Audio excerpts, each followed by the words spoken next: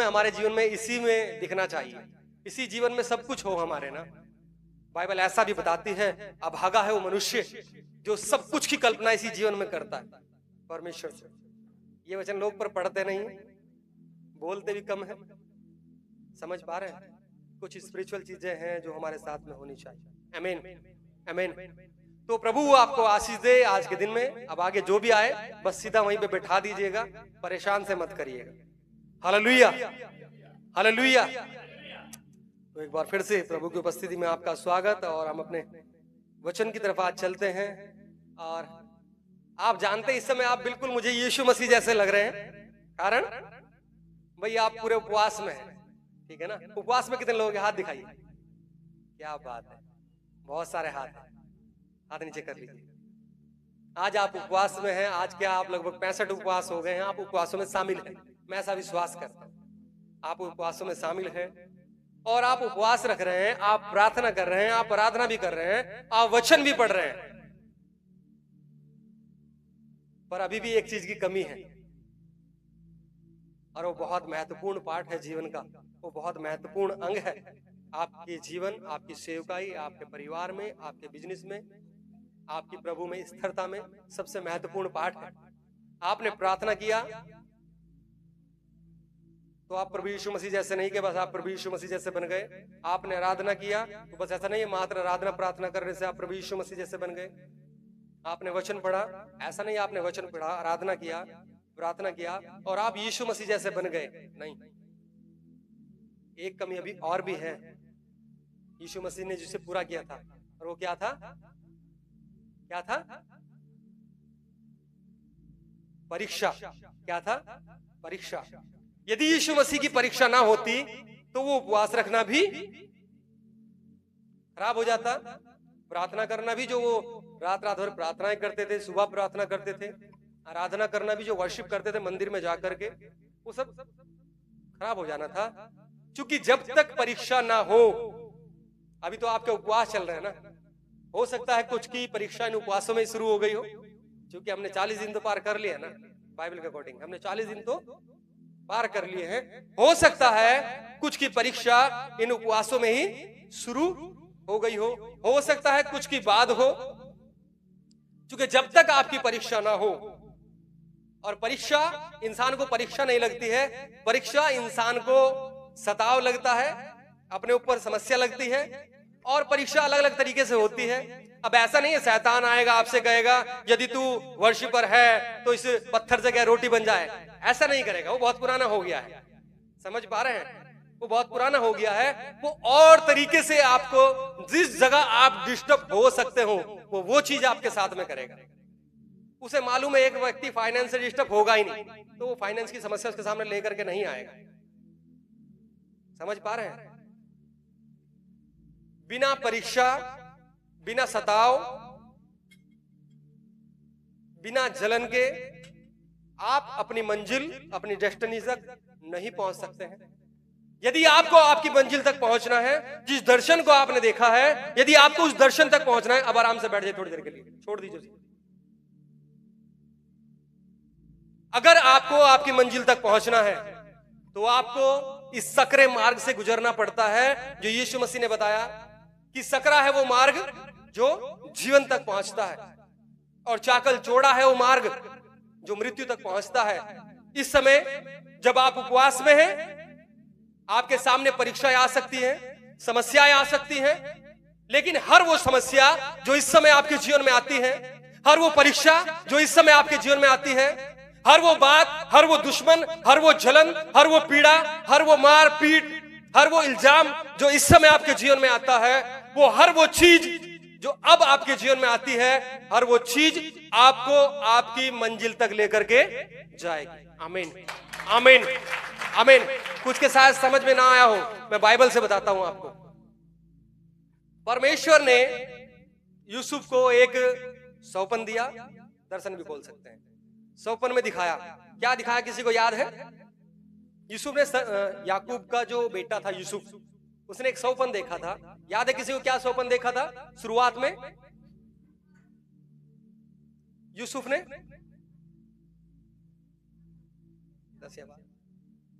11 जी। उसने देखा कि तारे हैं, जैसा बताया जा रहा है 11 तारे हैं, और उसने सेम दर्शन में पूले भी देखे थे। जो पूले होते हैं वो पूले खड़े हैं और वो पूले उस पूले को दंडवत कर रहे हैं। वो तारे, सूरज चांद तारे, वो दंडवत कर रहे हैं किसे? यूसुफ को। उसने ऐसा सौपन में देखा। परमेश्वर की अपनी भाषा थी, परमेश्वर के बताने का अपना एक तरीका था। परमेश्वर ने यूसुफ को बता दिया कि यूसुफ प्रधानमंत्री होगा। एक समय ऐसा आएगा, ये तेरे सारे जो बड़े भाई हैं, यहां तक कि तेरा पिता भी तेरे अधीन होगा और मैं तुझे तेरी मंजिल तक पहुंचाऊंगा। उसने एक दर्शन देखा, सौपन देखा, और उसने तारे देखे जो उसे दंडवत कर रहे थे। उसने पूले देखे जो उसे दंडवत कर रहे थे। समझ पा रहे हैं? अब यहां से उसकी जर्नी शुरू हो जाती है। जैसा मैंने बताया, बिना परीक्षा, बिना सताव, बिना विरोध, बिना कलेश आप अपनी मंजिल तक नहीं पहुंच सकते। आपने उपवास किया, प्रार्थना किया, आराधना किया, अभी भी एक काम बाकी है जिसे हम परीक्षा बोलते हैं, जिसे हम सताव बोलते हैं। समझ पा रहे हैं? जब तक आपकी परीक्षा नहीं होगी, हो सकता है आपको ऐसा लग रहा हो कि मैं समस्याओं से निकल रहा हूं। जैसे जैसे मैं उपवास कर रहा हूं, वैसे वैसे, जैसे भी पास्टर ने बता रही थी ना, जैसे जैसे मैं उपवास कर रहा हूं, जैसे जैसे मैं नाइट प्रार्थना कर रहा हूं और उपवास बढ़ा रहा हूं और प्रार्थना कर रहा हूं और वचन पढ़ रहा हूं, लेकिन वैसे वैसे मुझे और समस्याएं अपने जीवन में दिख रही है। आप आज छोड़ के देख लीजिए, आज आप यीशु मसीह से पीछे हाथ हटा दीजिए, वो सब कुछ सही हो जाएगा। मैं सच कह रहा हूं, वो सब कुछ सही हो जाएगा, पर वो कुछ देर के लिए आपको सही दिखेगा, कुछ समय के लिए आपको सब कुछ ठीक लगेगा। अब पीना भी छोड़ दिया मेरे पति ने, अब लड़ाई झगड़ा भी छोड़ दिया, सब कुछ शांत हो जाएगा, लेकिन वो शांत नहीं है, वो सिर्फ मौका ढूंढ रहा है। और जिस दिन उसे मौका मिलेगा वो सब कुछ नेस्तो नाबूद कर देगा। समझ पा रहे हैं? वो मिट्टी में मिला देगा, क्योंकि वो नाश करने के लिए आया, घात करने के लिए आया, हत्या करने के लिए आया। शैतान आ रहा है समझ में? जो आपके पास में समस्याएं आती हैं, देखिए जो यूसुफ था, यूसुफ को उसके भाइयों ने बेच दिया। पहले गड्ढे में डाल दिया, फिर बेच दिया। बेच करके वो पोतीफर के यहाँ पे पहुंच गया, मिस्र में पहुंच गया। पोतीफर के यहाँ पे जाकर के उसकी पत्नी के साथ में उसका समस्या हो गई। उसकी पत्नी ने कहा, जी मेरे साथ में जबरदस्ती कर रहा था, वो जेल में चला गया। अब यूसुफ सोच सकता है, आप भी सोच सकते हैं कि वो परमेश्वर जो मुझे दर्शन दिखा रहा था कि मैं तो एक राजा के समान, प्रधानमंत्री के समान, और मैं यहां जेल में हूं, मुझे बेच दिया गया, मैं गुलाम के समान हूं, मैं झाड़ू पोछा कर रहा हूं, मैंने कुछ किया भी नहीं, लेकिन मैं जेल में हूं। ये सब सोच सकता, लेकिन मैं आपको बताना चाहता हूं, चाहे तो उसके भाइयों ने उसे बेचा हो, चाहे उसे गड्ढे में डाला गया हो, चाहे उसमें सताव आया हो, चाहे वो जेल में गया हो, हर वो चीज जो प्रभु में बने हुए उसके साथ घट रही थी, हर वो चीज उसे उसकी मंजिल की ओर लेकर के जा रही थी, हर वो चीज उसे पुश कर रही थी उसकी मंजिल की ओर लेकर के जाने के लिए।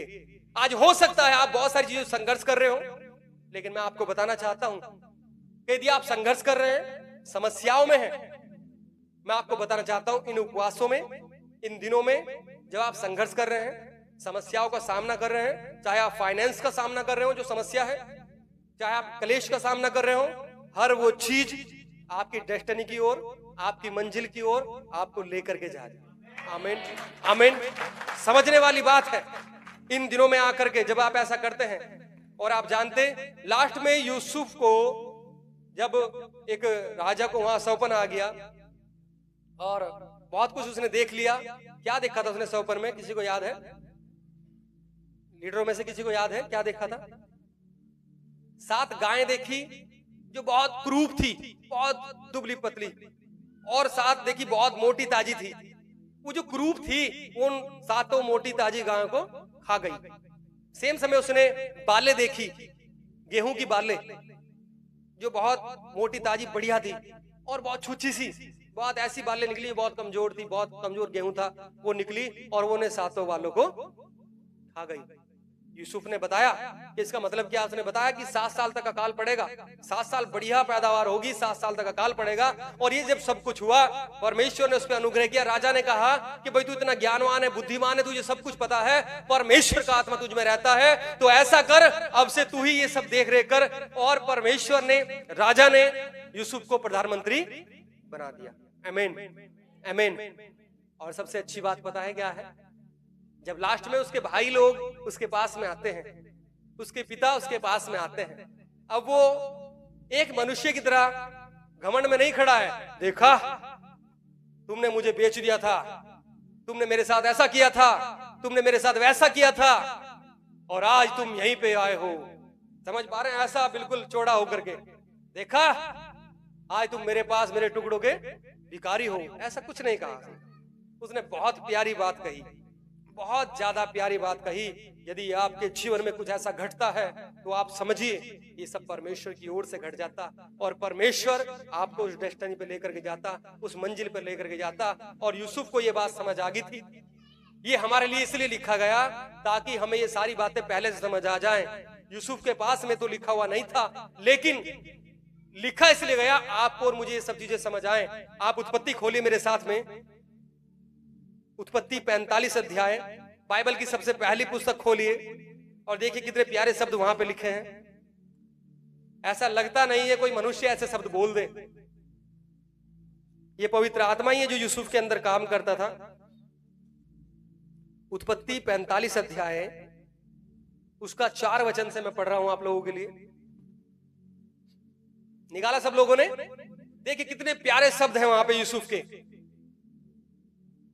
मुझे जब मैं इसे पढ़ रहा था तो मुझे ऐसा प्रतीत हो रहा था कि पौलुस के वो शब्द, जब एक स्त्री को पीड़ाएं उठती है बच्चा पैदा करने के लिए, जन्ने के लिए, और वो बहुत पीड़ा में होती है, उस समय उसे कुछ समझ नहीं आता है कि क्या करना है, उसे इतनी पीड़ाएं उठती हैं, लेकिन जब वो बच्चा जन्म चुकती है, जब एक बच्चा इस दुनिया में आ जाता है, वो सारी पीड़ा को भूल जाती है, उसके प्रेम में, उसके मोह में, उस आशीष में।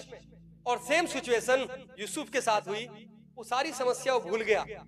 आज जिन समस्याओं को आप लिए बैठे हैं, आज जिन समस्याओं में आप हैं, जिस दिन आप अपनी मंजिल, अपनी डेस्टिनी पे पहुंच जाओगे, जो परमेश्वर ने आपके लिए योजना बनाई है, जैसा पिछले सप्ताह पास्टर रविंदर ने बोला था, जो योजनाएं परमेश्वर ने आपके लिए बनाई है, जब उन योजना में आप शामिल हो जाते हैं तो फिर आपके शब्द ऐसे होते हैं, आपको समझ आ जाता है ये बाइबल इसलिए लिखी गई, ये वचन इसलिए लिखे गए ताकि आप और मैं आराधना करते हुए कुड़कुड़ाए ना, हम खुशी से आराधना करें, भले ही हमारे साथ जो कुछ भी घट रहा है। ये सब कुछ हमारे लिए इसलिए लिखा गया। 45 अध्याय उसका 4 वचन से मैं पढ़ रहा हूं। यहां पे लिखा है, फिर यूसुफ ने अपने भाइयों से कहा, मेरे निकट आओ। कई बार तो कहते हैं मैं से पास भी नहीं लगाने का, इसके साथ में ऐसा नहीं था, मेरे निकट आओ। यह सुनकर वे निकट गए। फिर उसने कहा, मैं तुम्हारा भाई यूसुफ हूं, जिसको तुमने मिस्र आने वालों के हाथ बेच डाला था। अब तुम लोग मत पछताओ, और तुमने जो मुझे यहाँ बेच डाला इससे उदास मत हो। कई बार होता है ना, उदास मत हो, क्योंकि परमेश्वर ने तुम्हारे प्राणों को बचाने के लिए मुझे तुम्हारे आगे भेजा है। क्योंकि अब 2 वर्ष से इस देश में अकाल है, और अब 5 वर्ष और ऐसे ही होंगे कि उनमें न तो हल चलेगा और न अन्न काटा जाएगा। इसलिए परमेश्वर ने मुझे तुम्हारे आगे इसीलिए भेजा कि तुम पृथ्वी पर जीवित रहो और तुम्हारे प्राणों के बचने से तुम्हारा वंश बढ़े। अब ध्यान से सुनना क्या बात उसने कही है। इस रीति अब मुझको यहाँ पर भेजने वाले तुम नहीं वरन परमेश्वर ही ठहरा। आमीन। समझ पा रहे हैं? वो क्या कह रहा है कि मुझको यहां पर भेजने वाले तुम नहीं, जबकि भेजा किसने था? उसके भाइयों ने। समझ पा रहे हैं? पीड़ा किसने दी थी? उसके भाइयों ने। बेचा किसने था? उसके भाइयों ने। जेल में किसके कारण गया था? पोतीफर के, उसकी पत्नी के। समझ पा रहे हैं? और कहता कि अब मुझे यहां पहुंचाने वाले तुम नहीं, परमेश्वर ठहरा।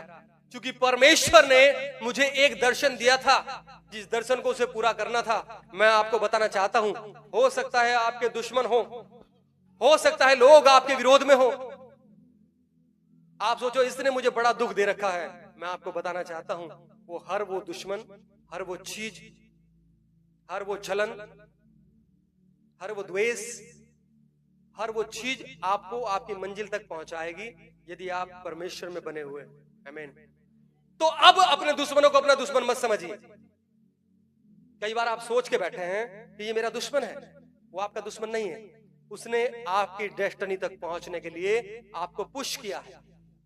समझ पा रहे हैं? ये समस्या, हो सकता है ये बीमारी, हो सकता है कलेश, हो सकता है और कोई ऐसी बात जो आपके जीवन में घटती है, ये सब देखिए, आप यूसुफ का जीवन अगर देखेंगे, यूसुफ को उस समय समझ नहीं आ रहा था मेरे साथ में ऐसा ऐसा क्यों हो रहा है। लेकिन यदि आज आपके और मेरे साथ घटता है, इन उपवासों में होने के बावजूद भी, दुआ प्रार्थना, नाइट प्रार्थना करने के बाद भी, तो आप समझिए कि परमेश्वर अपनी योजना को आपके जीवन से पूरा करना चाहता है। आमीन। तो कुड़कुड़ाना नहीं है। जब हम यहाँ पे आराधना टीम आराधना करती है ना, बहुत सारी समस्या उनके साथ भी हो सकती है, लेकिन फिर भी वो नाच करके गा करके आराधना करते हैं। क्यों? चूंकि हम परमेश्वर के प्लान में हैं। जैसा यिर्मयाह 29:11 में हमने पढ़ा था पिछले हफ्ते, कि हम उसके प्लान में हैं, उसकी योजना में हैं। यदि ये वचन हमारे पास में ना होता तो शायद हम कुड़कुड़ाते कि ऐसा क्यों हमारे साथ में हो रहा है। जैसा अभी पास्टर ने बता रही थी कि और ज्यादा मेरे पति ने पीना शुरू कर दिया, और ज्यादा कलेश शुरू कर दिया, और दिक्कतें बढ़ गई मेरे साथ में, और मेरा काम नीचे को जा रहा है। मैं आपको बताना चाहता हूं कि सब परमेश्वर इसलिए कर रहा है ताकि वो उस दर्शन को जो आपके विषय उसने देखा है, उस योजना को जो आपके विषय उसने बनाई है, उसे पूरा कर सके। आमीन, आमीन। कितने लोगों को मेरी बात समझ आ रही है? तो अब कुड़कुड़ मत करिए, मेरे दुश्मन ने मुझ पे करवा दिया, जादू टोना करवा दिया, उस लोगों ने ऐसा करा दिया, मैं यहां। अरे अच्छा है जो भी कराया है, आप यहां पहुंच गए हैं, आप सच्चे परमेश्वर के पास पहुंच गए हैं, आप उद्धार के पास में पहुंच गए हैं, आपने यीशु मसीह को जान लिया है। धन्यवाद दीजिए उसका, धन्यवाद दीजिए उन परिस्थितियों का, यदि सचमुच में आपने प्रभु का उद्धार पाया है। धन्यवाद दीजिए आपको पश्चाताप करने का मौका मिलता है। धन्यवाद दीजिए। वो कहता है, अब मुझको पहुंचाने वाले तुम नहीं वरन परमेश्वर ठहरा, जिसने मुझे तुम्हारे आगे इसलिए भेजा ताकि तुम्हारा वंश और उसकी योजना जो यीशु मसीह आना था यहूदा से, उसकी योजना पूरी हो। आमीन। तो इसलिए कुड़कुड़ मत करिए, इसने मेरे लिए ऐसा किया, उसने मेरे लिए ऐसा किया, कुछ भी किया। हर वो चीज जब आप प्रभु में बने हुए हैं, आपको आपकी मंजिल की तरफ लेकर के जाती है, आपके दर्शन को पूरा करने के लिए लेकर के जाती है। अगर आपने कह दिया मुझे IAS IPS बनना है, तो परमेश्वर आपको ऐसी तैयारी देगा, आपको तैयारी ऐसी कराएगा कि आप IAS IPS बन सकें।